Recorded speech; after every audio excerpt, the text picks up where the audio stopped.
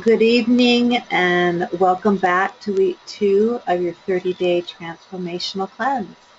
Hi, everybody. Before we really get into this week, I would like to take a few moments to see if you have any questions or comments about what you did last week, or about what we talked about. And if you do, if you could please write them down in the chat box, that would be great. This week, no one will be seeing the chat box. This is strictly a PowerPoint presentation without the webcam.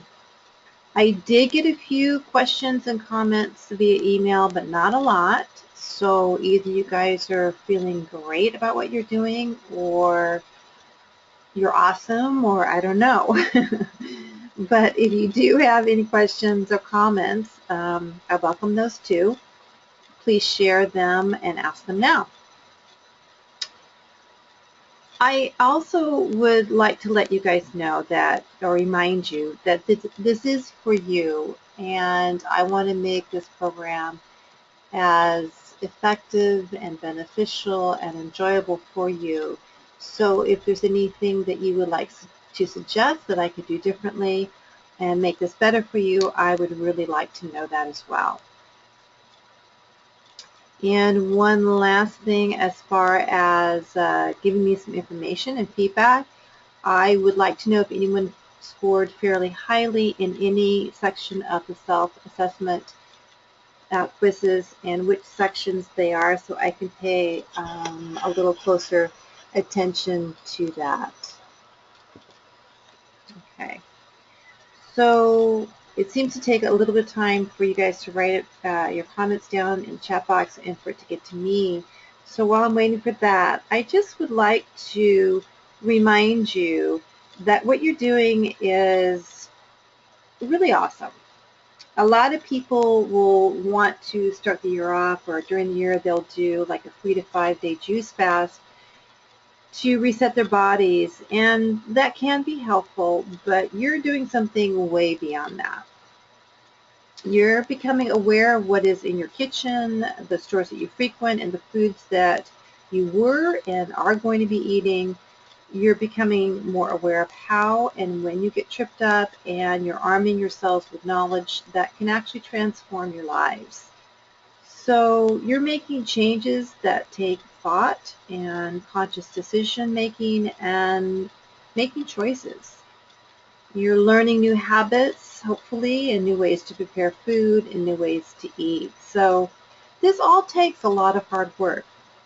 And juicing for 3 or 4 days does really none of this, and it will not transform your life the way that you guys are doing here. So I think you guys are wonderful and you rock.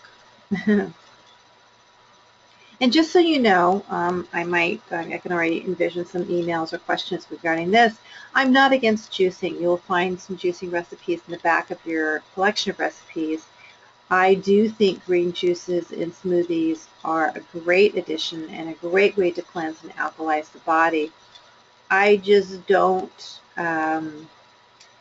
think that juicing is the best way to really change around habits. And I don't think that juicing for more than a few days is actually good for most people. All right. I do not see any questions coming across here, so there is a lot to go over this week, and I want to make sure we have time for that and time to go over what you'll be doing as far as eating this week. So this week is all about detoxification. I want you to know why you're doing what you're doing and why it's necessary to detox and reset your body. And so we'll identify your detoxification organs, why we need to detox, where our toxic load comes from, and how to increase our body's ability to get rid of the toxic load. And again, we'll be going over what you'll be eating. So it's important that we detox for a variety of reasons that maybe are not obvious. And one is to lose weight, believe it or not. Another is to balance hormones and improve digestion, reduce inflammation, and to keep our brains healthy and free of toxins, because that We have a blood-brain barrier, but things do get across that.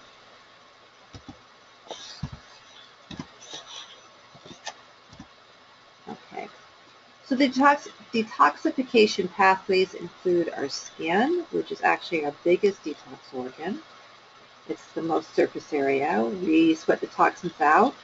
And then our lungs. I don't think a lot of people think of our lungs as a detoxification organ, but it definitely is. And it eliminates CO2.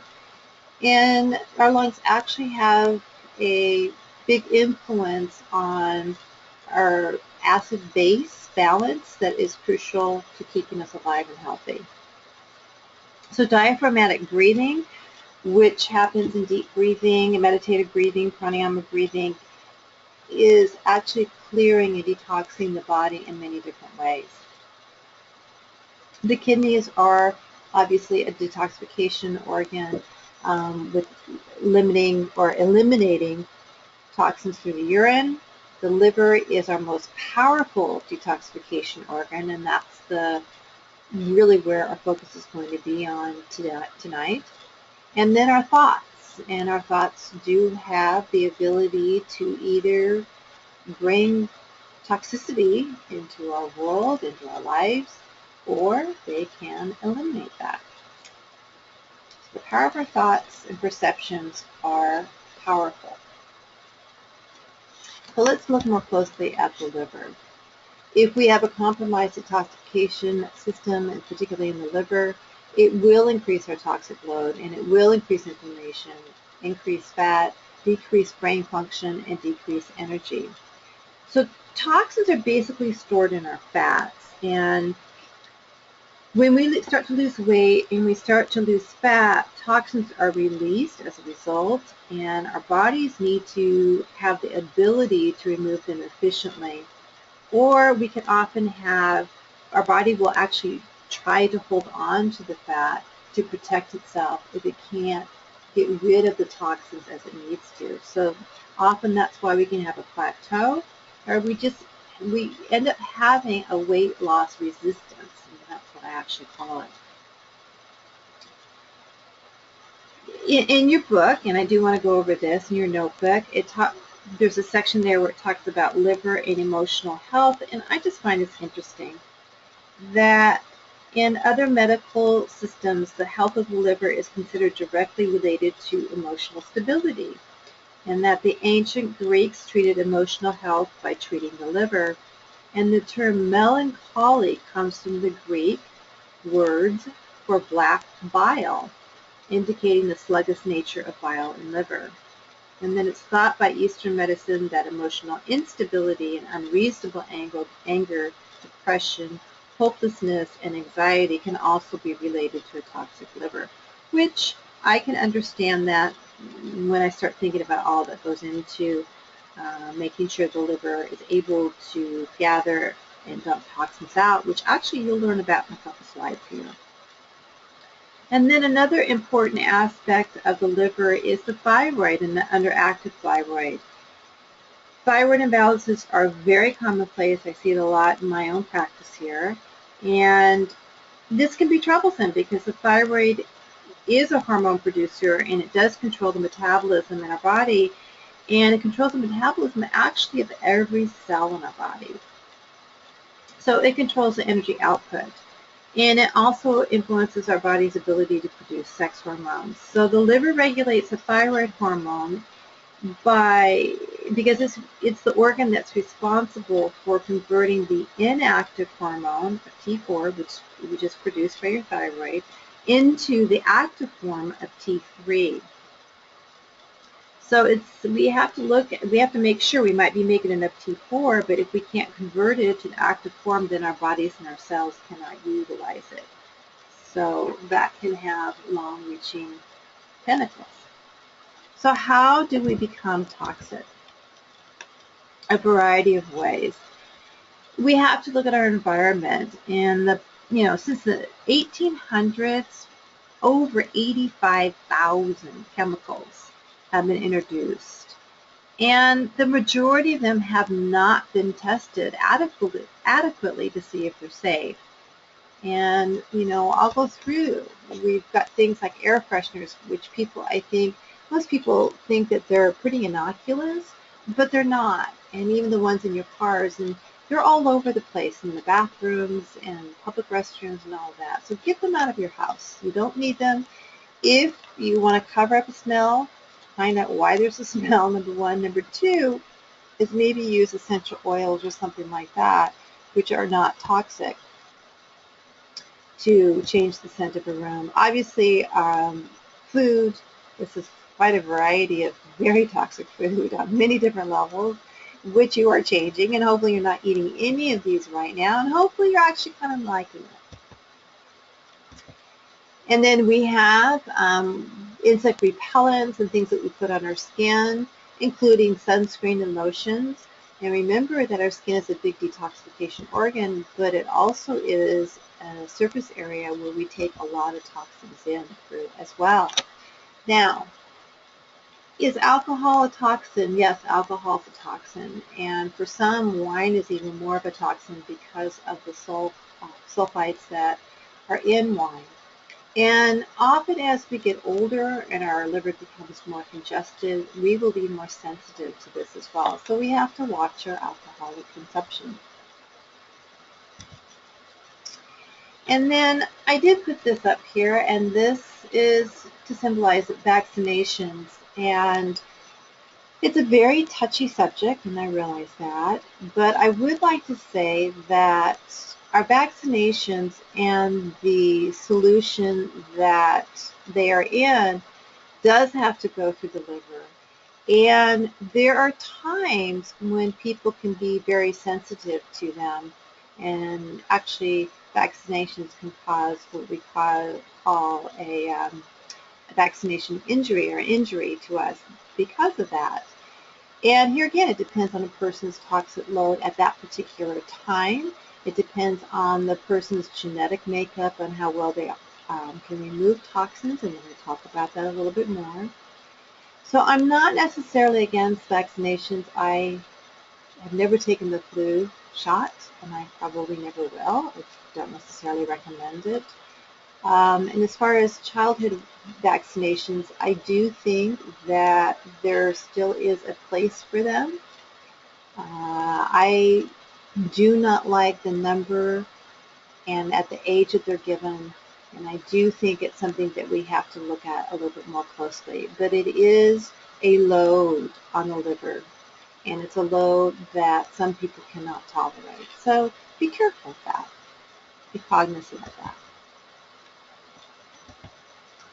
And then the toxins that we get from plastics, and I know that there's water bottles out there that don't have the BPH in it, but have been replaced actually with the other chemicals.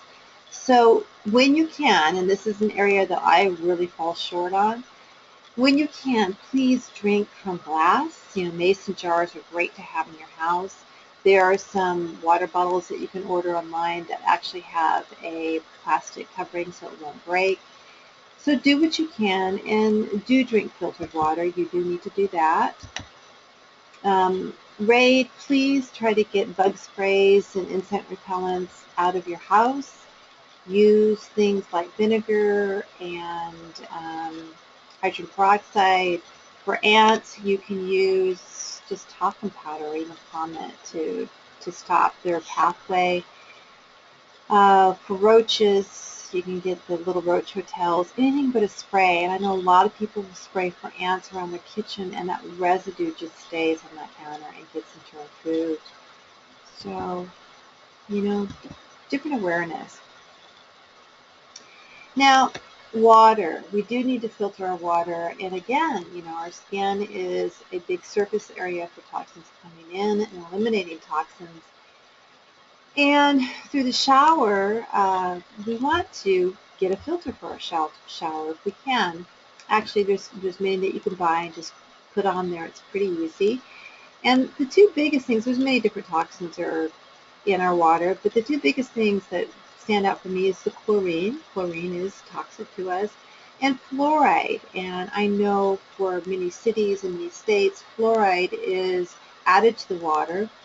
And it's not a good thing. We don't need fluoride in our water, and even dentists are stopping using the fluoride treatments for their patients. And one of the things that fluoride interferes with is that it competes for the same site as iodine does in the thyroid. So we can have thyroid problems as a result of an elevated fluoride levels. So a water filter for what we drink, and also for the shower, what we put on our skin. And then medications and over-the-counter medications, all of that actually does go through our liver. And if you're taking a medication, even just one on a regular basis, that's one more addition to your liver. So you have to look at the load. It's not just one thing, it's a combination of things. And again, it is individual on how much your body and liver can handle. But these are all contributing factors. Try not to spray Roundup around the weeds. I remember I used to get paid for digging up weeds. So if you live on a big farm or something like that, it might be a little more difficult, but just minimize it as much as you can. And coal, I put coal up here, and I know in California that's not a big deal. There's other parts of the nation that perhaps it is, and definitely other parts of the world, definitely in China. They have a horrible pollution problem because of coal burning fuel, and where you have that, you're going to have a cloud of mercury and be exposed to that, and that's a huge source of toxins. So again, just an awareness of where that comes from. And then this is lotion, bed and bath. Not the best place to buy things to put on your skin. Let's see. And then our makeup. Women have a lot higher toxic load to our skin than men do. We just do. And it's something to be aware of. And there's different types of makeups and lotions that you can get that are non-toxic. And I think in the list of recommendations of people and things to use, I put Thrive Market, which is an online store. They have some wonderful products, so it might be a great place for you to look there. I think Suzanne Summer is just coming out with a line too. I don't know how expensive it is, but actually, I listened to her talk a couple times, and believe it or not, she's pretty good at what she has to say and how she says it. So she's kind of a spokesperson for the everyday man and person, kind of. And she really is not that ditzy blonde that we saw on Priya's Company. She really does have quite a bit to say and says it well. Okay, so this next slide that I have in front of you, I want you to understand the pathway of toxins. I think it's really helpful. So in the background here, and I'm going to walk you through it, in the background here you have your liver. And our toxins are fat soluble. And it goes through a couple different steps to a water soluble product, which is easy then to eliminate. So it's eliminated either from your kidneys through your urine, or it's eliminated through your bowels, and bile and gallbladder, which is where the bile is stored, is involved in this. Okay, so we need to take it out here. The two steps are happening in your liver. So we have a phase 1 and a phase 2, and each phase requires different nutrients. So the phase 1 you can look at like we're going through the body and emptying all the trash and bringing it to the liver. And the nutrients that are required for that, and I wish this said folate instead of folic acid, because folic acid is man-made, and you're going to find out that many people have a difficult time actually utilizing that. But anyway, it should be folate, your B vitamins here, your vitamin C, vitamin D, E. Milk thistle is a great herb for this phase. Something called N-acetylcysteine, sometimes you'll see it NAC, and quercetin. These are all wonderful, wonderful nutrients to have.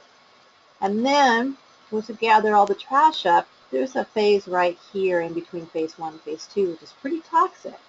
So we have got to also have these nutrients in order to escort the toxins out. And that includes calcium diglutarate, some amino acids here, cruciferous vegetables, which lend a sulfur a component. We need sulfur here. MSN lends sulfur, and N-acetylcysteine also helps produce sulfur. So some of you have ordered some of the shakes, the medical food shakes, the OptiCleanse GHI, and some have ordered the MedCaps DPO. And if you look at the nutrients on there, what it's giving you, you'll see the B vitamins. You'll see that in the MedCaps DPO, calcium glutarate. You'll see, I think, MSN as well. You'll see the N-acetylcysteine. You'll see milk thistle. So the things that I had put up on my website for you to order, you'll see these ingredients in there. So if you're still interested in boosting up your detoxification now, and even after the program's over, I would recommend that. And I will send a link to that so you can order them. Let's go to, so there's something called glutathione. And I want to bring this up because this is made in your liver, and you like my little diagrams here, glutathione. This is our master antioxidant. It's our master detoxifier. It's like flypaper to pull toxins out. So it's really important that we can make this substance or substrate. And we do need folate and our B vitamins and vitamin C to make this. So if you want to boost up our body's ability to make this, and again, this boosts up our whole detoxification system, these are the nutrients that we need in order to do that. And we'll talk about where we can get that from. So when you think of detoxification, you want to think of B vitamins, but you also want to think of sulfur. And the sources of sulfur from food would be your cruciferous family, which includes broccoli, Brussels sprouts, cauliflower, watercress, which I don't think most people would put in the cruciferous family, but they do donate sulfur. Turnips are great, mustard greens, kale, rutabagas, and I like substituting rutabagas for potatoes. I like substituting cauliflower for potatoes as well. And then collard greens and kohlrabi, arugula, which has got a definite tang to it, white radishes, and there's other things too. But putting these things in as much as you possibly can is really going to help. So this is one way of using food as medicine. Cilantro also has great detoxifying properties as well. So the B vitamins, and we think of methylation. And by the way, B vitamins and methylation turn on and off our genes. So we are definitely born with a set of genes, but we don't have to be our genes. Our environment, what we do, what we eat, our lifestyle, all affects turning on and off our genes. And methylation, it's like a donor, okay, a methyl donor, which is what's happening in the phase 1 of the liver. But anyway, what supplies the bees as far as food is concerned are the grains, but we're cutting grains out. There's many other different sources. It would be our legumes. It would be our dark leafy greens. It's a great source of folate. Also good, healthy animal products, red meat and chicken, seeds, all of that are a source of B vitamins. Now, if you were to be a vegetarian or a vegan in particular, you're not going to be able to get your B12 from your diet. You will have to supplement with that. But if you are eating animal sources, you're probably getting enough B12. And B12 is very important in the whole methylation detoxification process. I'm going to stop here, and I see a question. Oh, okay. Okay. Thank you. Continue on here. All right, before you panic, as you look at this diagram, I want to tell you a little bit about it. So this diagram, we are actually going to be talking about the the genes here. And many people actually have what we call an MTHFR gene, which is why I am going to comment on this. Some say as many as 30 to 40% of the population actually have one or two of these genes. This is one of the genes, A1298C, and then the other one is C677T. And when a client comes into my office, I will, take a full history. And when I see a history of, let's say, familial history of depression, alcoholism, mood disorders, even Alzheimer's, Parkinson's, bipolar disorder, very extreme brightness or extreme creativity, I will suspect that possibly they have one or two of these genes. The reason being is this gene right here is directly related to our body's ability to break down and utilize folate, okay, and folic acid. People with this gene can't even utilize their folic acid. So we have to break it down into this active form. And you'll see MTHFR right here, that's a reductase. In other words, it breaks it down. It's an enzyme that breaks it down and makes it into this. Why is that important? Well, from this wheel here, where folate is definitely the center of, it goes off, spins off this way, the folate does. It combines with B12. So B12 is very important, a methylated form. And you can buy it. It will say methylcobalamin. It will turn into homocysteine, and homocysteine is measured for heart health. And it goes all the way back down here. Oh, look at that, glutathione. What was glutathione? Our master detoxifier, right? So folate is definitely an important factor, an important part of our body's ability to pull toxins out so it does not go up to the brain. Well, I didn't mention this. Also, if there's a history of autism in the family or ADD, I also will often suggest that they are tested for this gene. So the other side of this, going over to the right, this all has to do with the ability to make our neurotransmitters. So serotonin, our dopamine, norepinephrine, all of that. So again, folate is essential. It's the center of our body's ability to make that. You'll see vitamin C, you'll see B6, B12, B6. Those are also very important. And I'm talking about the ability to utilize our folate. So when I test a person, they might come back where they have only one of these genes, or they might have two of these genes. Why is this significant?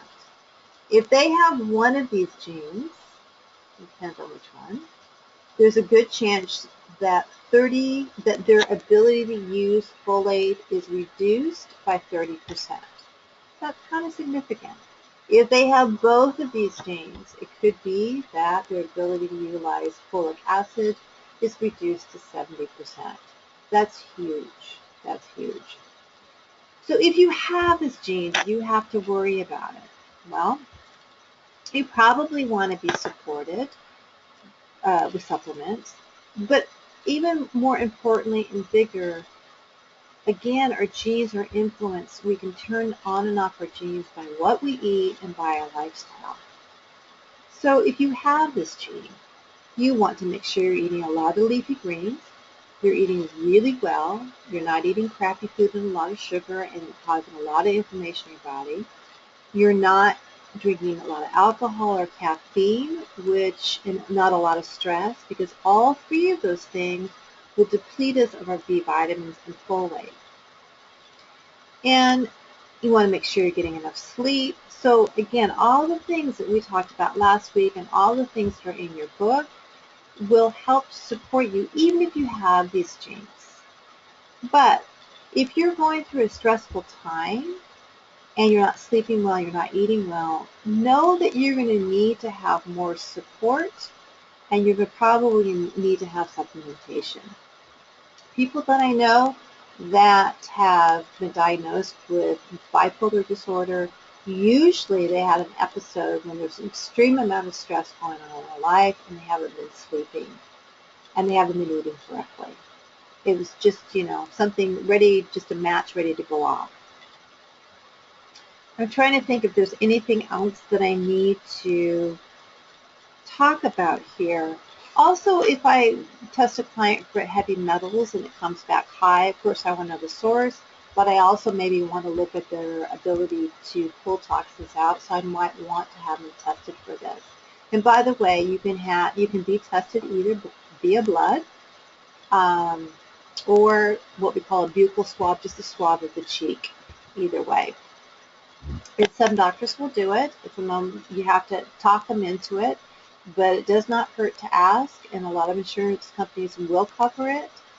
Here again, you have to maybe need to find out and ask that. Okay, so that was a lot of chemistry. You guys are way more knowledgeable than the average person about detoxing and about genes that can prevent that. Okay, so we're going to kind of go into ways that you can boost your body's detoxification system. And first of all, of course, is food, what we eat and drink. So plant foods tend to alkalize your body, which helps. Drinking 8 to 10 ounces of juice or blended greens at least 4 days a week for the next 2 weeks, I think is really beneficial. So try to do that if you can. You might want to make a whole 32 ounces, one day and freeze some of it and pull it out as the days goes on. Now, some people might do better if the vegetables are actually juiced versus blended in a blender. People that have digestive issues may have a harder time with the blended greens and may do better if it's juiced. And we'll talk more about that when we get into digestion next week. You definitely want to eat organic and grass-fed. Again, giving your body a rest as much as you can from toxins, at least for these 2 to 3 weeks. Maybe you can't afford to do that afterwards, but do the best that you can. You want to eat high-quality fats to flush out your liver, such as omega-3. Yeah, I see the E instead of the 3. Thank you. Olive oil, avocados, coconut oil, and nuts. And then we want to increase the fiber via vegetables and flaxseed and psyllium husk, again, to help escort the toxins out. You can do something like oat bran, and even though oats is a flour, is off of your eating plan, the bran itself, I would say okay. That can also help. Eat foods that boost your detox pathways, which from the brassica group, which is the cruciferous. You've got your broccoli, all that. You've got that there. Cilantro, pomegranate, garlic, onions. Take a buffer vitamin C, 1 to 2,000 milligrams a day. Use detoxifying herbs such as milk thistle, green tea, dandelion tea, ginger root, licorice root, and then the MedCaps DPO, which I mentioned. Take a probiotic for healthy gut bacteria. And then, again, you can use the medical food shakes to help with the detoxification there. As far as environment is concerned, you want to make sure that you're drinking enough fluids, that you drink and shower with a filter. You might want to use a HEPA filter to help reduce dust and molds. And molds are real. They are, and they can really wreak havoc on some people. Having household plants to filter the air, how simple and pretty is that? You want, if you do have your clothes dry cleaned, you want to air them out before you wear them, and then avoid the excess exposure to environmental chemicals. Switch your lotions and potions to brands that do not have, I didn't complete that one, do not have a lot of chemicals that are harmful to us. And then make sure you are eliminating with regular bowel movements. Again, at least one, really good bowel movement a day. And if you're not, and still having a hard time, please let me know so I can help you. Lifestyle habits, we get into that. Just as important, maybe not quite as important, but just as important as eating, I think. So meditating and diaphragmatic breathing is highly recommended for 20 minutes a day during this time. You know, breathing quiets things down, and again, your lungs are a huge elimination organ. Journaling. It's important to put down your emotions that may come up while you're detoxing. And again, since liver can be associated with anger and resentment, it's a good place to write this down. You may find old memories appearing. So spend some time. It's quiet time as well. Exercise. I kind of don't like that word. Body movement. Move your body, even if it's just walking 30 minutes a day or a stationary bike or swimming, something. If you cannot move your body, then you must do diaphragmatic breathing. It stimulates a lot of different things in your system, and it will help with detoxification. It also de-stresses, and it makes you feel good. Sweat. Your skin is the biggest elimination organ. Take saunas, do some yoga, and other vigorous activities if you can.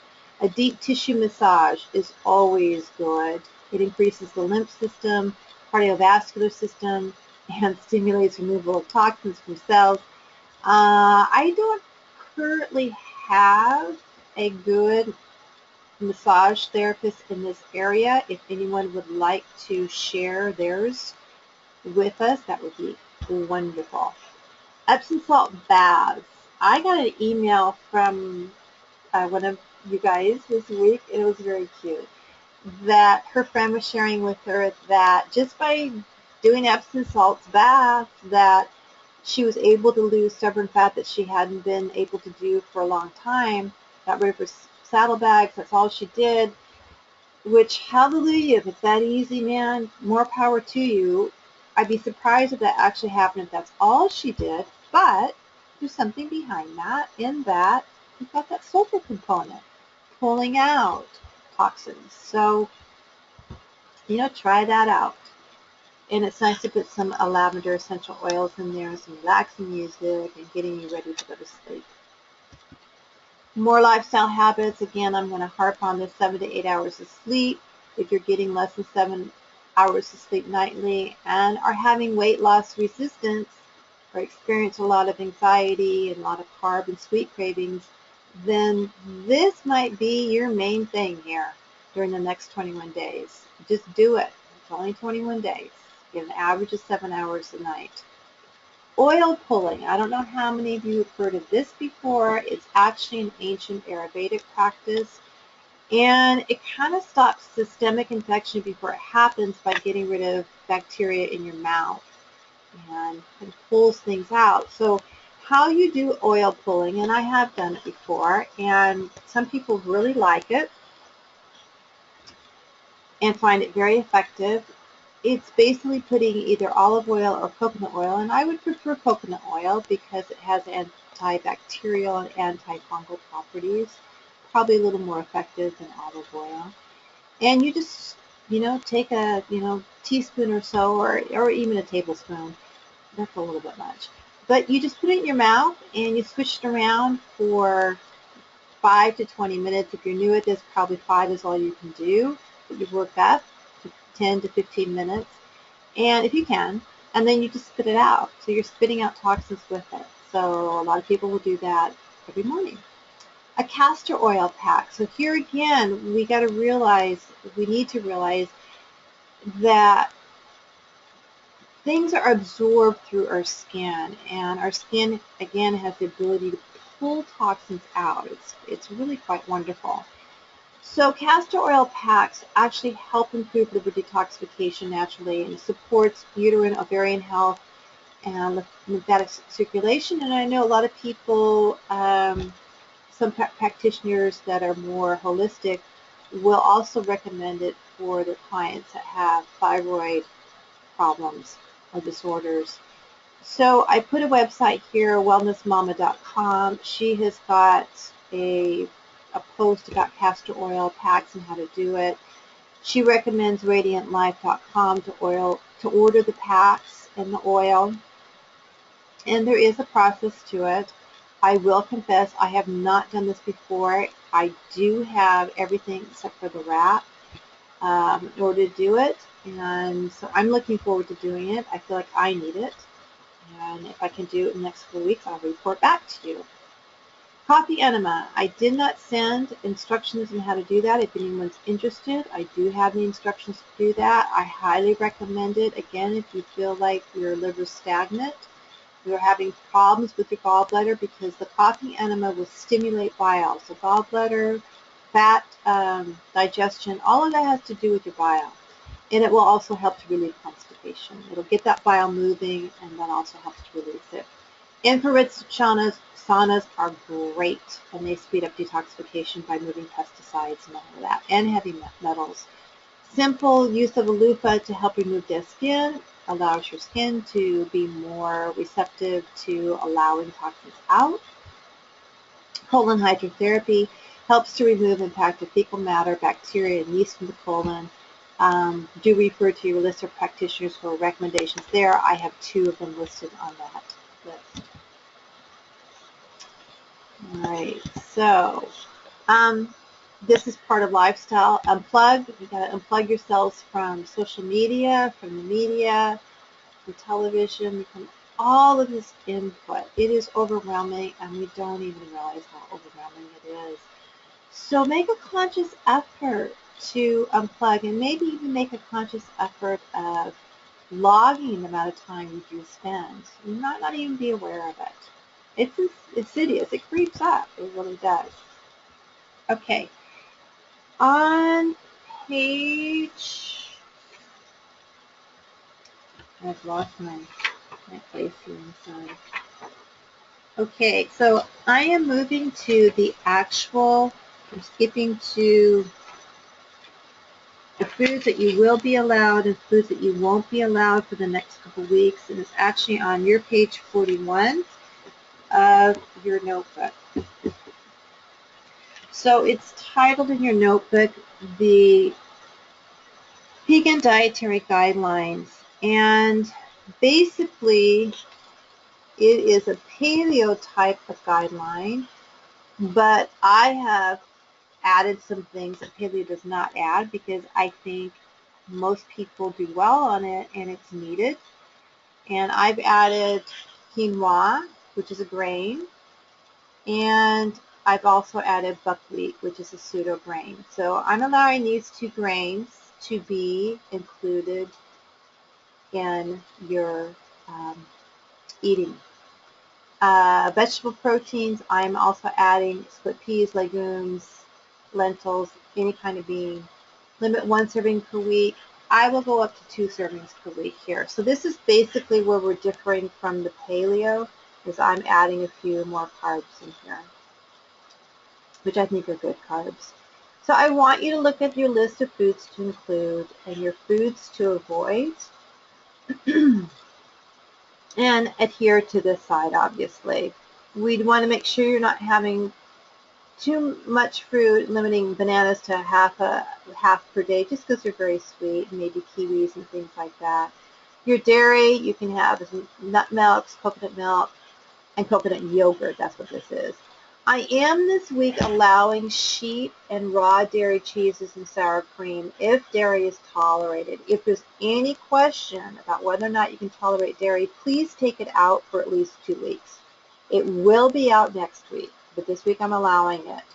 If you really want to go a little more hardcore, then do it. Take it out for 2 weeks. The grains, again, you've got your nut flours, which includes your almond meal or almond flour, your buckwheat. Cricket flour, I've never tried cricket flour. If anyone's ever done that or would like to try it out and would like to report to us, I would love that.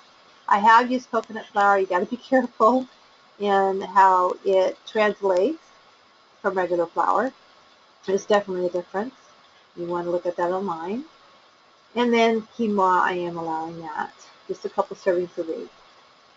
Animal protein, we want wild-caught fish as much as we can, wild game, bison, lamb, duck, grass-fed beef, organic chicken and turkey, eggs, or organ meats. Organ meats are fabulous for us. Bone broths. I hope that you can either make your own bone broths or purchase some. And again, thrivemarket.com. Something just came across my email. I didn't look at it. I think it was yesterday. They've got something going on with bone broths. So maybe they even have a special. Vegetable protein, I went over that. I am allowing that. Please notice there's no soy products at all in this eating plan. And just to let you know, the foods to avoid over here, it's for a variety of reasons, and you might be surprised finding some of the things over here. And then you can't do list. Partially because people can have a sensitivity to, let's say, shellfish. Some people do, and that's why. And I've even put eggs over here before, and we might even take eggs out the second week because some people actually do have an allergy, and it can manifest itself in the way of feeling nauseous or have a headache or even some digestive disturbances, and it's hard to isolate that. So sometimes I put eggs over here too. This week I'm not. Okay, you can have all the nuts and seeds that you want. If you want to go a little bit even more vegan than paleo, you might want to up. These are all sources of proteins and good fats. So your chia seeds, almonds, cashews, Brazil, nut butters, all of that. Vegetables, all raw and steamed and sauteed, juiced, or roasted. No white and red potatoes. So I suggest doing the root vegetables, which there's tons of benefits over the white and red potatoes. You can do yams, you can do sweet potatoes, but root vegetables have a ton of minerals. They're grown below the earth, and so they absorb them there, and they don't mess with the blood sugar regulation. So what we're going to see over here is better blood sugar regulation, less inflammation. We probably will see bloating and swelling going down, and weight loss. Oils, we want the cold pressed olive, flax, coconut, sesame, almond, flour, walnut, grapeseed, grass-fed butter. Yes, butter is allowed, and organic mayonnaise. The reason why I say organic mayonnaise is some of the organic mayonnaise still use soybean, but at least it's GMO. It's organic, so it's non-GMO. Okay, beverages. What you get is filtered water, decaffeinated herbal tea, seltzer, mineral waters, and you get your cran juice this whole week, and that really helps to facilitate clearing out the kidneys. And you can do your cran water next week too. A lot of people really like it, and you've got a recipe in there. Sweeteners, honey, maple syrup, very minimal amount, stevia, blackstrap molasses, and all of that. Okay. I think I might have already said this, but I want to make sure that, if you've done this cleanse before, like 5 or 6 years ago, I think we just took gluten out, and I'm taking all grains out pretty much. And the reason being is that grains are often sprayed with pesticides and have been hybridized over the last 50 years, and even in storage there's a lot of molds. And for some people, it really does make a difference on how their brain is affected and their body is affected, and insulin as well. So I don't know if any of you have ever heard the book, The Grain Brain. If you want to find out more about grains and how it affects your brain and your body, I highly recommend purchasing that. It's by Dr. Perlmutter, who is a neurologist in Florida, and he works a lot with Alzheimer's and Parkinson's patients. And he's written quite a few books. He's written another book called The Better Brain. But that'll give you more reasons why. And the traditional breakfast of toast and cereal and bagels has not been around that long. It's only been around since the 1900s or so. And the portion sizes were much, much smaller. And the advent of cereals, this is a little history here, was from the Kellogg brothers. And one was a doctor and who was actually looking for a cheap way to take care of constipation. And probably the corn, you have more fiber, but the corn could have actually been an irritant factor, which could have helped with elimination. So that's just a little tidbit there. And then the other thing is a lot of people that go gluten-free, they turn to other different types of products. And the gluten-free industry has become a massive booming industry. They do charge a lot and often use ingredients that are just as bad as the gluten products. So just get away from it. We just need to get away from it and trade out the gluten for more good fats, more protein. And this is kind of the ratio that you want for the next couple of weeks. You want about 40 to 50% of what you consume in calories to be fat. You want 20 to 30% protein and 20 to 30% carbohydrates. And I put down the USDA recommendations, and you'll see how it's different. I mean, fat is much less. It's 20 to 30%, so about 20% less. Protein's 10 to 35, which is a pretty big range. And carbohydrates are 45 to 55, so we're switching that. I mean, if we look at the USDA recommendations, we look at the USDA food pyramid, and we look around, obviously it's not working. For you to be able to track this, what I recommend is an app and something on your computer, accessible via computer. It's called myfitnesspal.com. It is a great source for tracking the percentage of what you're eating and your sugar intake as well. And we're going to be watching that, the sugar intake. And even though you're not going to be adding a lot of sugar to your diet, obviously, you might be surprised at how much you're actually taking in. Okay, I'm going to go back to the other one. But we have sugar everywhere, and I want you to be cognizant of what you're taking in. And on this cleanse, again, maybe this doesn't really apply to you that much, but maybe take a day of what you ate 2 weeks ago and input it into myfitnesspal.com and see how many grams of sugar you were consuming. The average American consumes about 175 grams of sugar a day. To kind of put that in perspective, there are 35 grams of sugar in a 12-ounce can of Coke and most juices. And there's an average of 25 grams of sugar in a quarter cup of dried fruit and about 14 grams of sugar in one banana. So it's just, again, it's an awareness that I think is kind of fun to have. I'm kind of going backwards here. I'm sorry I didn't put this. On page 42 of your notebook, this is also part of your detoxification routine that you want to incorporate for the next 2 weeks.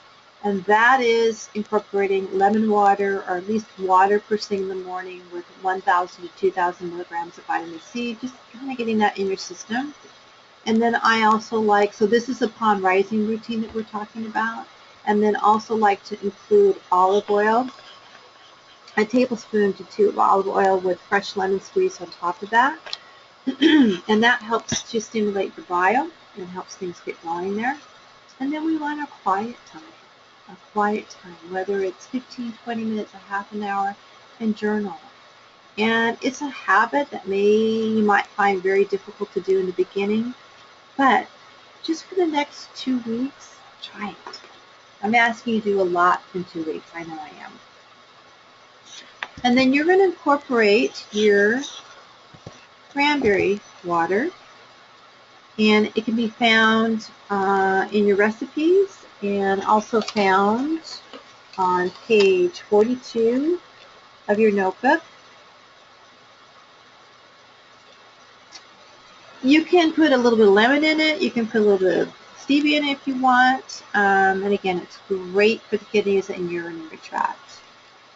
On page 42, I did mention the fiber drink.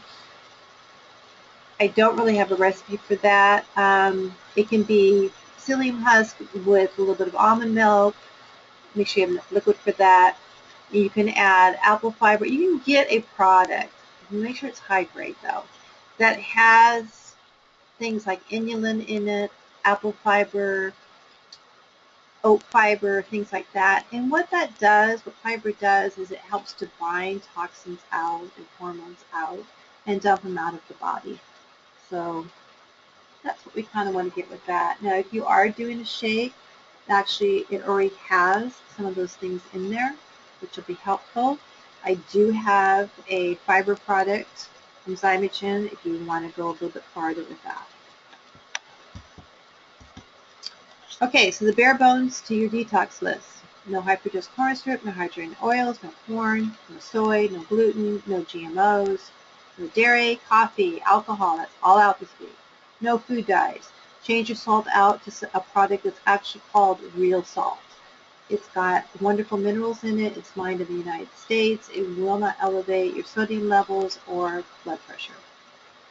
You'll go crazy with it, but it's not going to affect you that way. Include your cranberry drink. Include green drinks and juices to alkalize and cleanse this week. Your plate should be at least a half of veggies, maybe a little fruit, 1/4 of protein, 1/4 of fat. You want to keep your total sugar intake between 50 to 75 grams per day and get about 120 grams of good fat a day. Those of you, by the way, who, you're going to hear more about this when we talk about hormones, we talk about insulin, but for those of you that have sugar cravings, sweet cravings, carbs cravings, especially in the middle of the afternoon, I want you to notice, first of all, whether or not you're getting enough sleep. Secondly, I want you to notice what you're having for lunch. I know some people, they're trying to lower their cholesterol, so they just have vegetables or fruit. And by 3 o'clock in the afternoon, they're starving, the blood sugar has dropped, and they want to pick it up. So make sure you have at least a little bit of protein and a little bit of good fat, some avocado or some coconut oil, olive oil, something like that, to keep your blood sugar level, and just see what happens to your afternoon cravings. Okay, we're about at the end here. So I gave you a ton of information tonight.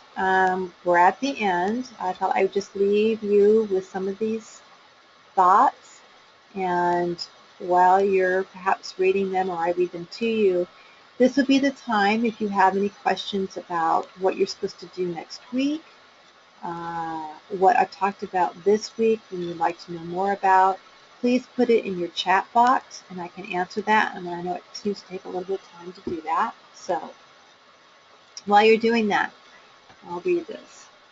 Imagine if all the energy that goes into berating ourselves and each other, but mainly ourselves, was put into becoming who we were meant to be. If all that energy went into expanding who we are, finding our life's purpose, we would be powerhouses. Excuse me. And the world would change for the better and faster. Each experience is a lesson, an opportunity to be guided closer to what we need to become, what we are meant to be kind, especially to yourselves. So I hope you guys are all kind to yourselves this week and notice the successes that you have, what you're asking yourselves to do, what I'm asking you to do. There's a lot of changes here. You're not going to be able to do them 100%. Just do the best you can, and you will notice change, and you will notice difference.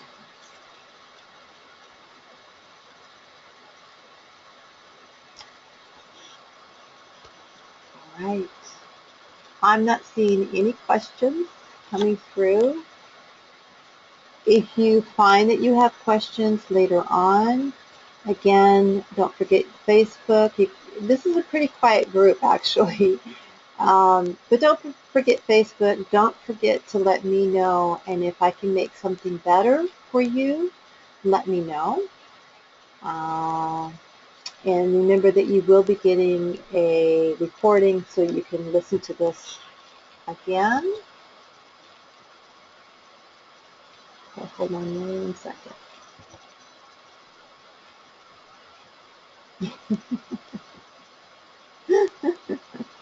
All right.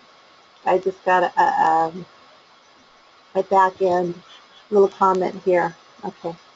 All righty, y'all. Thank you. Have a wonderful week and keep on going. All right. So I'm going to sign up for the